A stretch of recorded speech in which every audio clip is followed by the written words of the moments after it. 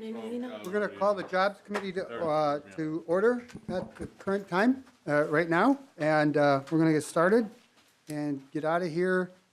Not so much that we can get coffee before session, but that we can just say that we're done. And I can talk a little bit about the pages. This is likely to be our last meeting. We may have some emergency that we have to do or cover up some mess up that the chairman did, but. Mr. Chairman, on that note, the Workman's Comp Advisory Board will have one more bill headed in our way. It has money in it, so expect that. Not my choice, but.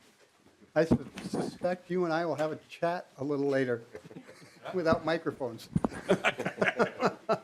So I guess we will have one more, but I did want to thank the staff because they have been invaluable. Mr. Weeks, pardon? Ms. Shalene, Ms. Bechtel, our temporary LA, our temporary CA. He's been fabulous. And the Republican staff, and Kelly's not here, but I thanked him yesterday personally, so he'll just have to live with that. And our pages have been great. They've gotten here earlier than us for our 8 o'clock meetings, which we really appreciate. Kyle is probably still fighting with snow or sleeping in or something, but he's been great, and Chloe has been fabulous too. So we really appreciate the help that they've done here. I didn't realize, but apparently staff people with higher pay grades than our pages have told the pages they're supposed to go outside, around, and in. Early on, and if you're ever a chair, I highly recommend that you tell the pages that they can walk behind the testifier. It cuts down on a lot of noise and annoyance on their part. So again, thank you very much. Thank you. We still have work to do as we go along. So with that, I am going to call House File 1268 up. This is the Angel Investment Tax Credit. We amended it, and we have to move it to Ways and Means. So I will make the motion that House File 1268, as amended, be passed and moved to Ways and Means. All those in favor say aye. Aye. Those opposed, same sign. Angel Investment Tax Credit is on its way. And we didn't do a whole lot of damage to it, even though we'll see if in 2 years, if the investors have finally figured out how to get outside the 494 loop. Because I do believe they need to get out to greater Minnesota. So anyhow, with that, we'll move on to the Hmong Chamber of Commerce, House File 2731. There you go, Mahoney.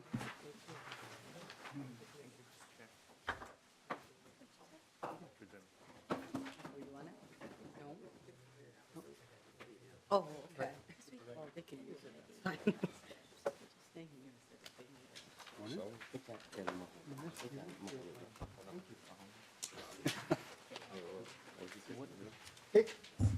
Why don't you take the mics and I'll just sit right here. Okay.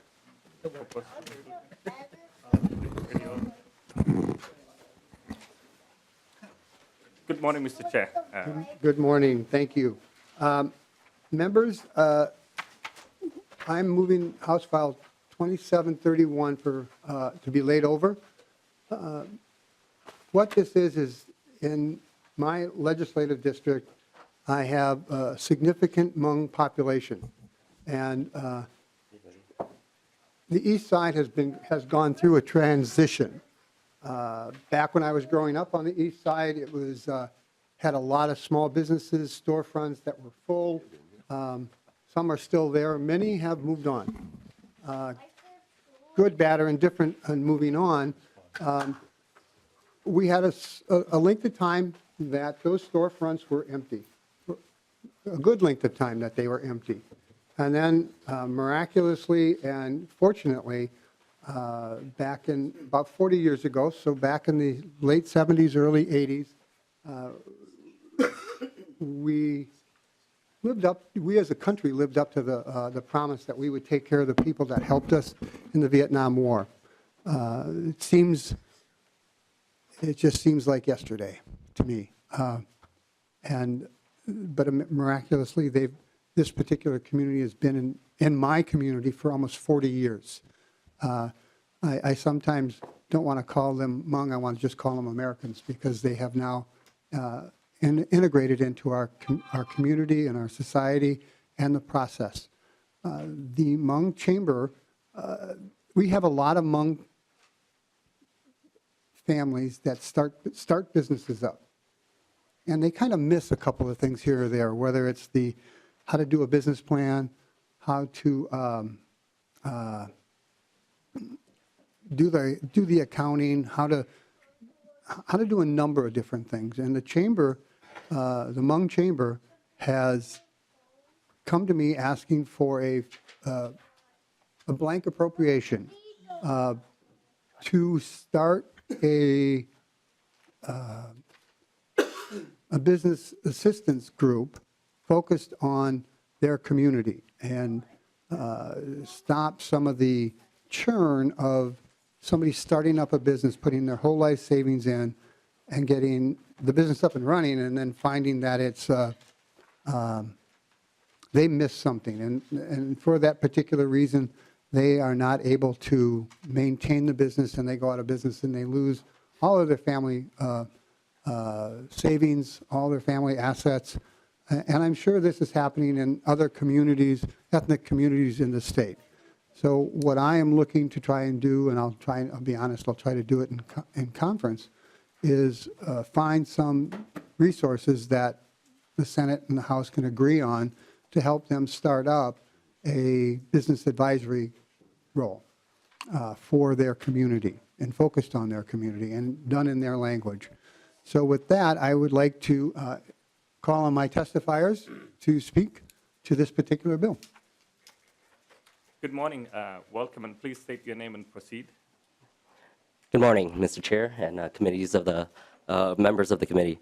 I just want to first off just say thank you so much for those words, Representative Mahoney, because they are very true.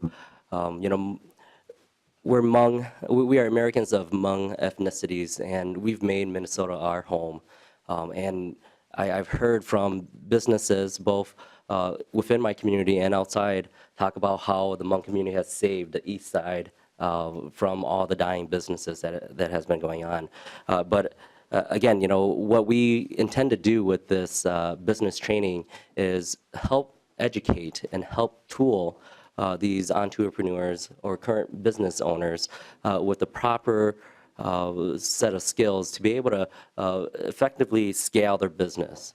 And again, you know, what we want to do with House File 2731 is ask for a appropriation of $250,000 so that we can provide a series of business development trainings over the next 3 years. The Chamber was founded over 20 years ago, inspired by newly arrived Hmong refugees who wish to open up their own businesses but face countless barriers. A group of these individuals came together and created the Chamber. Over the years, our members have helped other American business owners start their own businesses, but have continually found this issue to arise with the lack of compliance and the lack of skill sets. The Hmong American community here is estimated to be 78,123 strong, and that's according to the American Community Survey. In our work with our community, we know that the most urgent need among American business owners is business support for the first few years.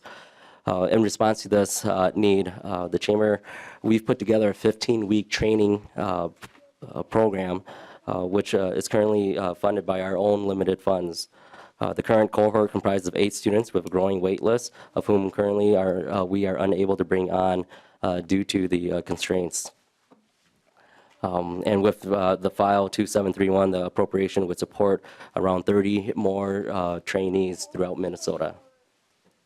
This program is designed for business owners who want to venture into new markets as well as aspiring entrepreneurs who are uncertain about how to get started.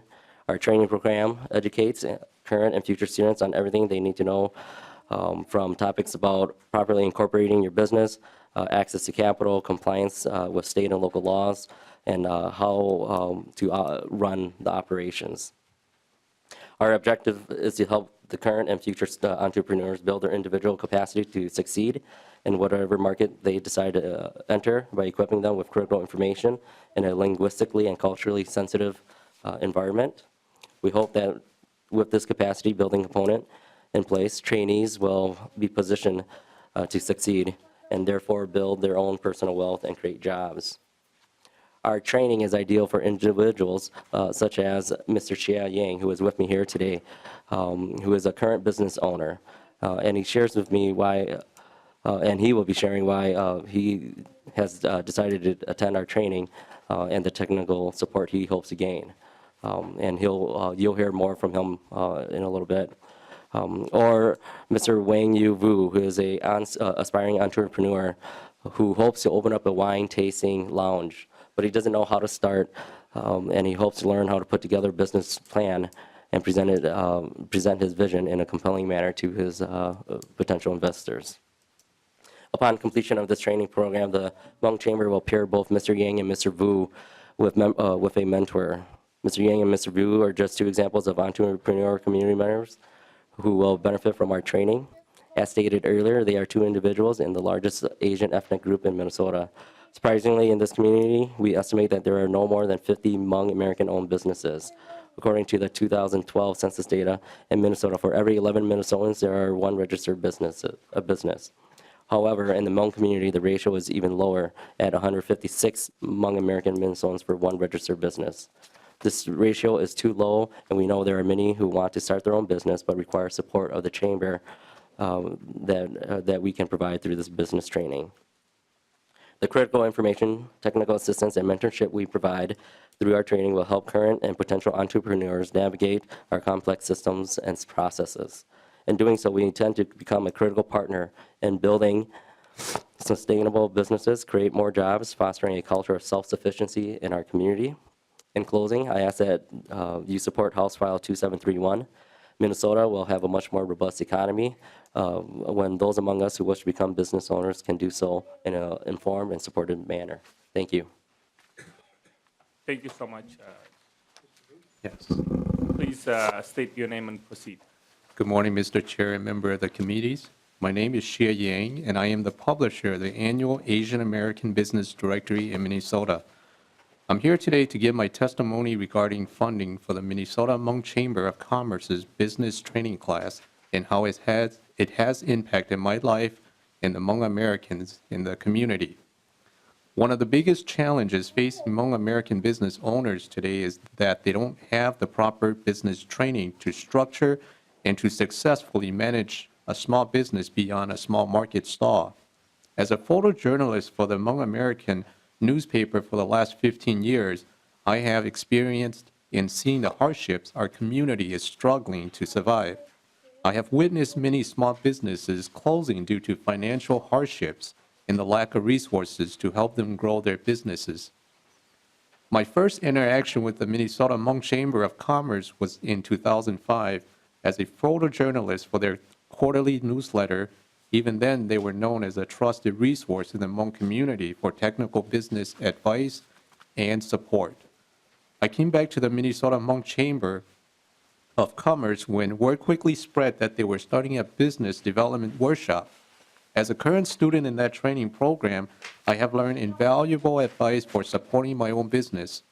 In 2017, I began publishing the annual Asian American Business Directory as a vital resource for business owners and consumers from all communities to connect.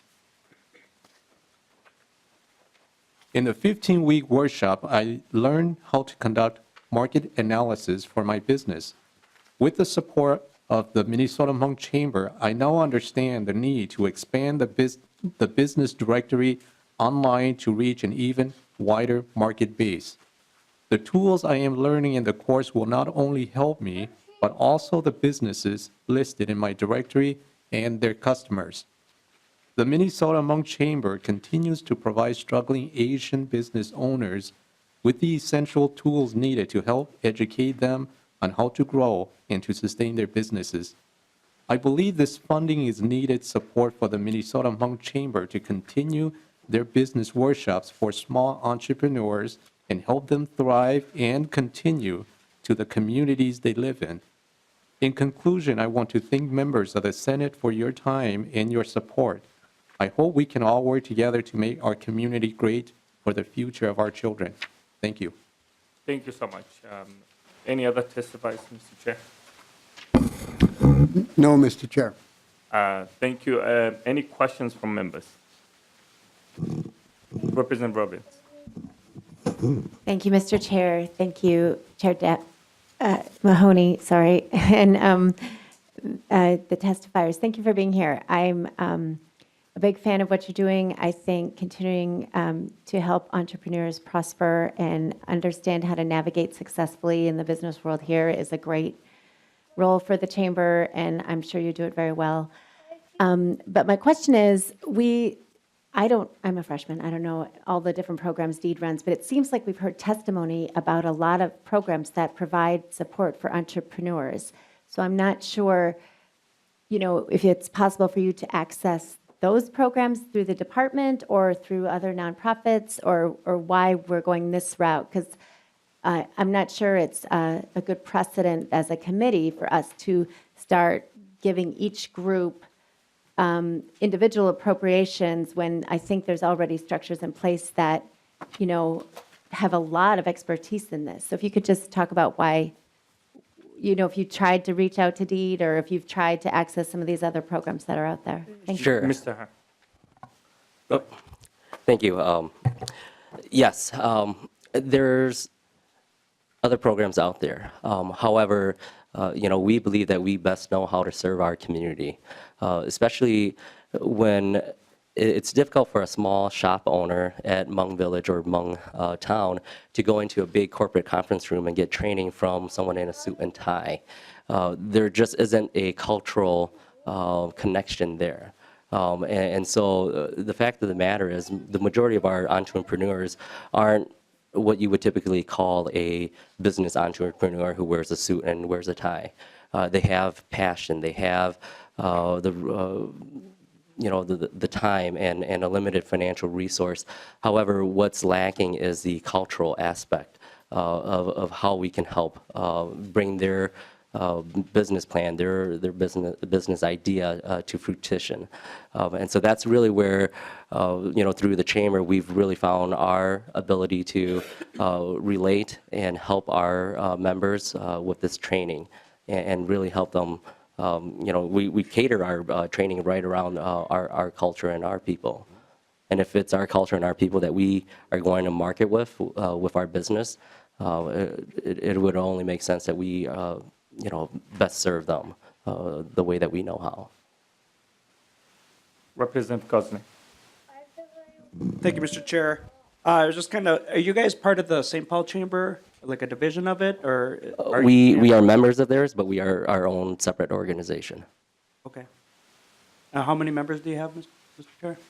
We're currently in our member drive right now, but we have had about 150 members. Representative Hassan. Thank you, Mr. Chair. Thank you, Chair Mahoney and the testifiers. I'm from a small community who's following the footsteps of the Hmong community. We're roughly newer than the Hmong community, and I concur with everything that you're saying, that many of our entrepreneurs struggle with technical assistance and support and understanding that every form that you get from the government needs to be filled out and sent back, because that's how, accountability and transparency is done. But for a community that's an oral society that struggles with reading and writing, someone may not even read that form, and it might be something that says that if you don't return this, your business will be closed within 14 days, or some expiration date on their businesses. So I I really think that what you guys are doing is fantastic. Thank you, Chair Mahoney, for bringing this bill. Helping individuals become self-sufficient and make their own entrepreneurship dreams come true is the American dream. It's the American way of life, so thank you. Thank you for your support. Appreciate that. No any other members? Any questions? The Chair Mahoney, if you wanted to close. As we're laying this over, we don't need to vote on it, so I won't ask for your vote. What I will tell you and, the future chair, at some point, to Representative Robbins' question, these kind of supports are great for a length of time until the organizations develop enough cash flow to pay for it themselves or figure out a way to blend with others. The Hmong Chamber has tried to partner with some of those particular groups. It's been a little frustrating because a substantial number of the entrepreneurs are also semi-recent arrivals, and their English is even worse than mine. And that's where the problem comes in. And I've actually talked to some of the organizations that tried to help. But at a certain point, I'm a bit uncomfortable trying to do the same here. And next year, I'm sure I'll get a bill for the Somali community or East African community. And I'd be happy to take a look at it and try and do that also. But at a certain point, the chamber has to step up and do it on its own, just as the St. Paul Chamber or the Minnesota Chamber or anybody else does it. So this is as far as I'm concerned, it's a limited time, a limited run, so to speak. But I certainly hope that we can lay this over and try to figure out a way to help this particular community move on. Thank you, Mr. Chair. Representative Gunn. Thank you, Mr. Chair. In my area, we have Mountain Lake, where Hamilton's from. At one time, they had 2 Hmong grocery stores. I think they still have 1. And if that's not on your directory, please put it on there. I think it's very good we accommodate their needs, even in greater Minnesota, when there's not the population you have here in St. Paul. So are you saying that we need to get these fellas, just like the angel investment tax credit, get outside the I think that'd be 694? a great idea. Representative Gunn. Thank you, members. Thank you guys so much. Thank Chair Mahoney renews his motion to lay over House File 2731. So thank you so much. We now have House File 2684.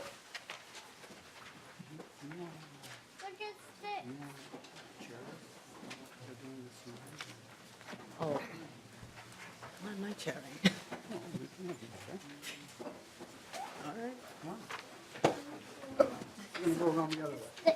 Oh, the babysitter?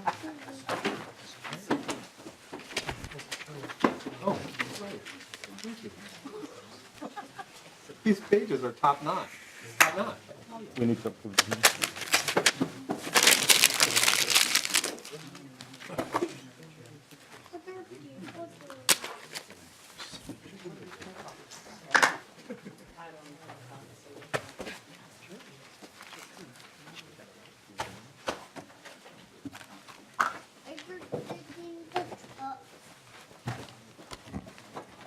All right, we have new chair. Members, we still need to approve the minutes. Has anybody looked at the minutes? I've looked at the minutes. I think they're great. All right.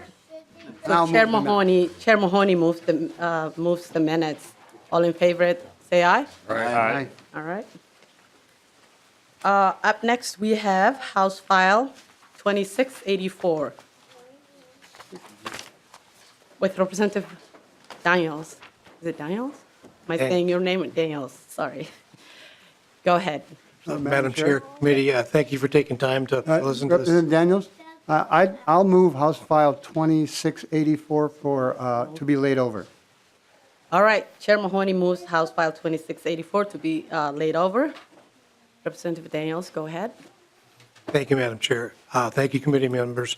Hometown of Fairmont, we have an estimated population of about 22,000. 17% of those are of Somali descent, and it's a growing, and they've actually started some businesses in town, and there's a limited amount of areas that they can work.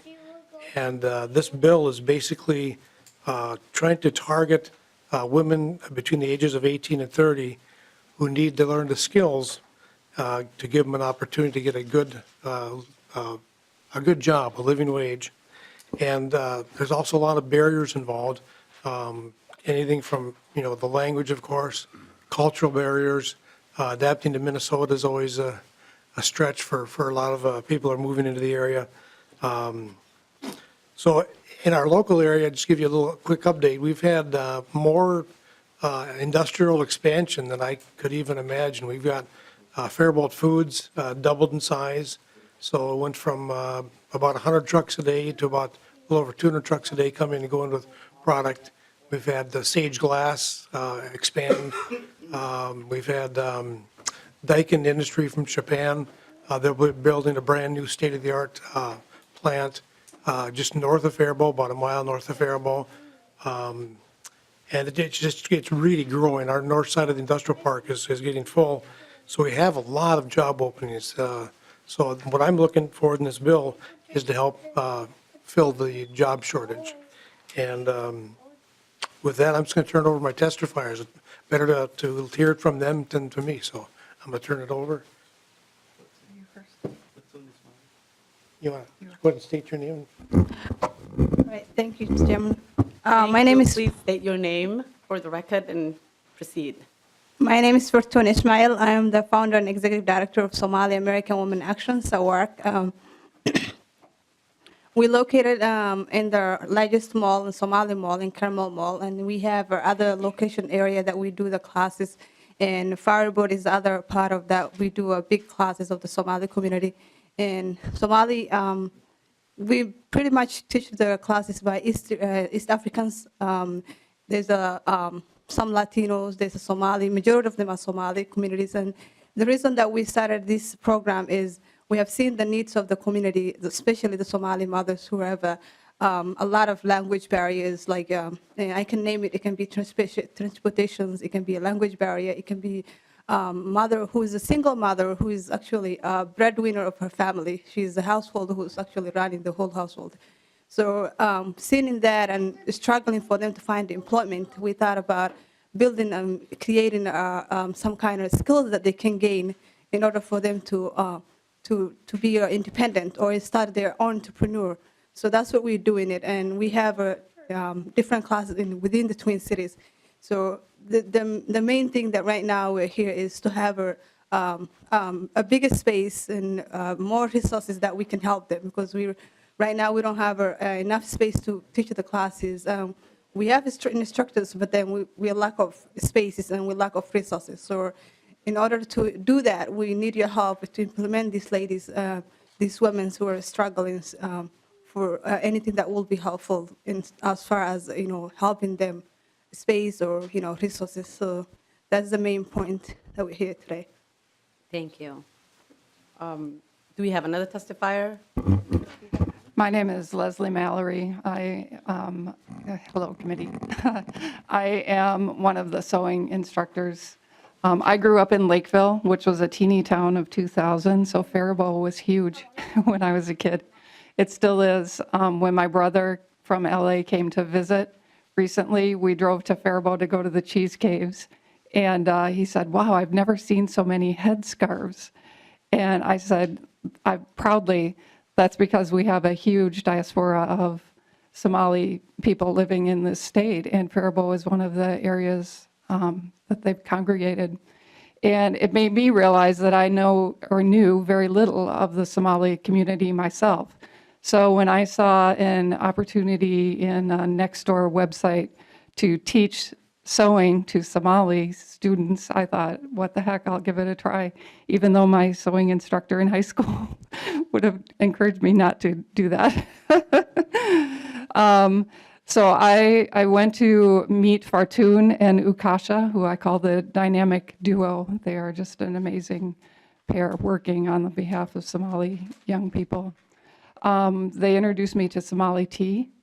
They invited me to a class that Susanna teaches, and I saw that there was a need to start a weekday class. So I went to my church and asked if they would donate space, and they would, but we couldn't keep our supplies there. So I'm limited to 4 sewing machines that I purchased that I carry back and forth to the class. We use all donated fabric from people in my neighborhood. I buy most of the notions that we need. And right now I have 5 students. And I'm determined every week to learn a Somali word, and then I teach them an English word. And this week the word was oops. I was like, oh, that's not going to work. But they it just amazes me what spirit they have and how courageous they are when I ask about their past, and how they have come to assimilate in Minnesota. They hate the winters, but they love the people. So I'm very proud to be part of that, and I do so hope that this funding gets approved so that we have permanent space, better sewing machines, the ability to buy the fabric we need, the patterns we need, and to reach out to more people than we're reaching out to right now. Thank you. Thank you, Ms. Mallory. Next is Susan Dooley. Susanna Dooley. Susanna Dooley, Yeah. sorry. Hi, Welcome. thank you for having me here today. I'm very proud to be here. A little less than a year ago, I work for Mortensen Construction. I'm a geologist, and Mortensen is big on giving back to the community. And I got an email that said sewing for Somali women, and I just sent a return email, and that's how this got started for me anyway. So we started out with 4 sewing machines, and we had the room we were in was kind of dirty. It didn't have air conditioning. It didn't have heat, but there were up to like 18 women who came to my classes. And some of them were like 3 to 5 women deep waiting to use a sewing machine, or else to cut fabric. So we started out with basic sewing, for instance, just sewing a straight line, and that morphed into making baby quilts, because obviously you saw a lot of straight lines there. Plus, it was something that people could take home and be proud of. And right now, I also taught them how to buy fabric and how to read a pattern. So to make garments, which was our first thing, was to make pajamas for children. Next, right now, I teach every Saturday morning, and right now we're sewing dresses. And right now, we're just basically taking a dress that someone already has, turning it inside out, using that for a pattern. A lot of people, I know that I became successful when the amount of women that came each week grew, and also that people started bringing things from home to repair, to fix, or to sew themselves. And so we've also now started a knitting class as well. I'm not involved in the knitting class, but I just want to say that I feel great when I come back from teaching and from doing this work. But it's not about me, it's about them. And I really, really urge that if you could help us get a better facility and put some more money into the patterns and the fabric and the notions and all the things that we really need, just table space alone. A lot of this I've tried to subsidize myself, but I would really appreciate some help from the community to do this. So thank you very much. Thank you, Susanna.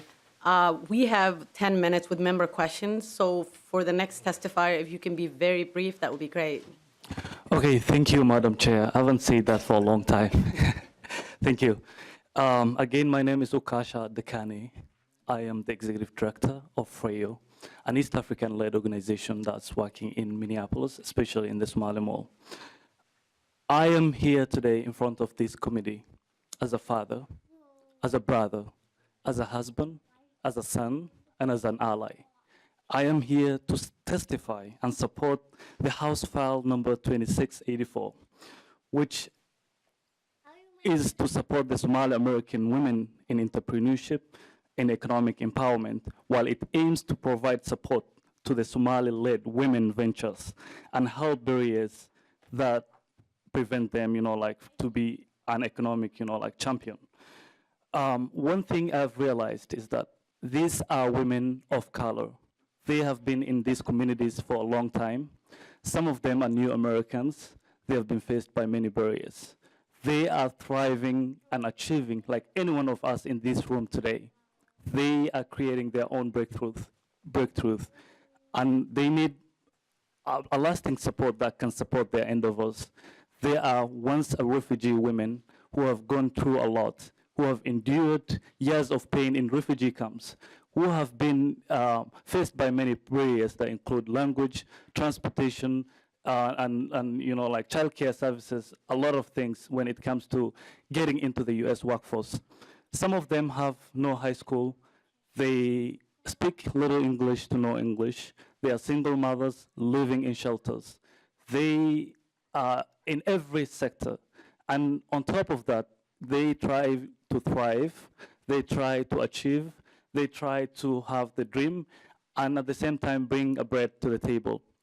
So what this House File 2684 does is it will give them a space and more resources where they will learn the sewing and apparel construction. They will learn the entrepreneurship and business.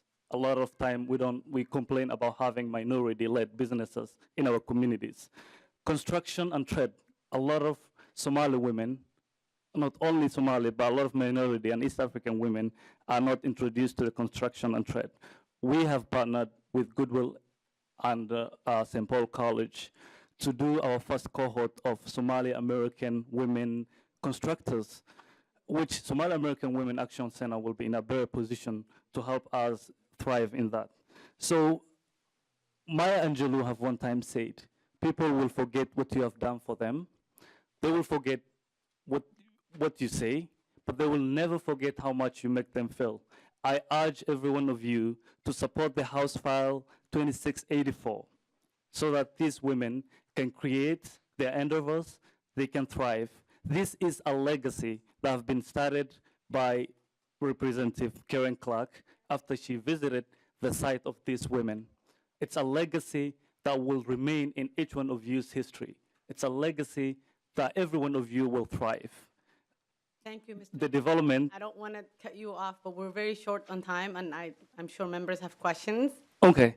Yeah, thank you, Madam Chair. Okay, thank you. Member questions? No? All right, Representative Noor. Thank you, Madam Chair. And I think if you look at the statistics, more than 60% in the East African community, the individuals who are in the workforce are women. They're the ones who, most of them who came here with young children. So if you look at the numbers, there are more women in the workforce, especially in the East African, than the men. So this is an opportunity to send a strong message that the women in the community really matter, and we can provide them the support they need. Thank you so much, Representative Daniel, for bringing this bill forward. Thank you. Chair Mahoney. Thank you, Madam Chair. Can someone tell me, what was the dollar figure? That doesn't matter.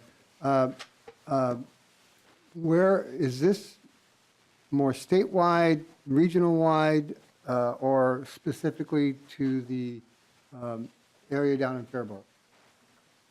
Where does this money go? Goes to cities. I believe there's a handful of locations that we put in there. St. Paul, Minneapolis. It's right in the middle, like line 1.12. So Minneapolis, St. Paul, Edina, Burnsville, Faribault. So it stretches mainly in the metro, but we do have some. It's pretty much where the Somali population is in greater percentages. And, there's just such a need there to get these folks plugged in and learn the skills, learn the trade, and get them into the workforce. And that's kind of what this backbone of the bill is about. Thank you, Madam Chair, but I do advise you, there are other pockets around the state that we're going to have to address if we wish to help the I don't want to use the word assimilate, but. come in- Integrate is a better word, Thank you. Mr. Chair. As I said, my English isn't all that good either. I just have a quick question. I am for, women entrepreneurship and self-sufficiency and independence and getting more women in the workforce. But I just have some concerns about teaching them sewing, because sewing is the trade that's going away. It's all done by, right now, big factories. It's mostly done in China. So are we teaching these women sewing for their own self-sufficiency in their household, or are there actual jobs that they can get that with? Thank you, Madam Chair. That's a good question. Actually, there's a lot of jobs out there. Like right now, we partnered with companies, small companies that are willing to hire them. There's a new business called Mothers for Sewing. What they will do is they will help these women sew like fabrics, and then they will buy their own fabrics. And then there's My Pillow company, which will later on hire them. There's sewing, the Project Regina, which is helping women to hire, which is hiring the women to do the sewing. So it's a commercial sewing that they will be doing it. And it pays $17 an hour. They will work from their home, and it's flexible. Like once they learn the skills, it's really good thing that they can make money out of it to feed their family. Thank you. I just wanted to add one thing. And there's actually a new company that we partner with it, and then they're actually trying to make a billows that has their decorations on it, like the house billows decorations that they decorate on their, couch or things like that. And they actually want our women that we teach the sewing to do that for them, so they can, when we train that specific billows, then they can sell it to their other whatever online thing. So they want to hire the ladies. We talked about negotiate about the price too, and they said about an hour, we wanted a $20 an hour. So it's a great thing, and we actually introduced that lady today to campus. She put on come here, who is actually running that company, new company, and they have her evaluated in India. So it's a huge company. So there's a lot of ways that we can employ these ladies, and they can be entrepreneur. And this moment right now, there is other ladies who have been in Susanna's class, and they're in Carmel Mall. She's been selling clothes. She had a small center to sell clothes. She was just selling clothes. And then when she joined the Susanna class, she stayed only 2 weeks. And the third week, we give her a machine that she can, she asked us if she can have a machine so that she can start, like people who come around and buy the clothes for her, she can sew for them and make ready for them. So she said that she make a day about 140, which she was not making before from her own whatever she was selling before. So there's a lot of great things that women can do about this. It's not only sewing at home, or it's not like a personal thing. They can make things out. Thank you. Any other questions? Representative Daniels, do you have last words? I just, committee and Madam Chair, I'm just happy that we could present House File 2684, and appreciate your consideration for possible inclusion. Thank you. And Ms. Mallory, be careful on the Somali tea. It's very, very sweet. Lots of sugar in that. Representative Mahoney, would you like to renew your motion that House File 2684 be laid over? Yes, Madam Chair. All right. Well, thank you very much. Thank you guys for testifying. And since we don't have any other committee business, Did you get? Yep, we got the minutes. We're adjourned.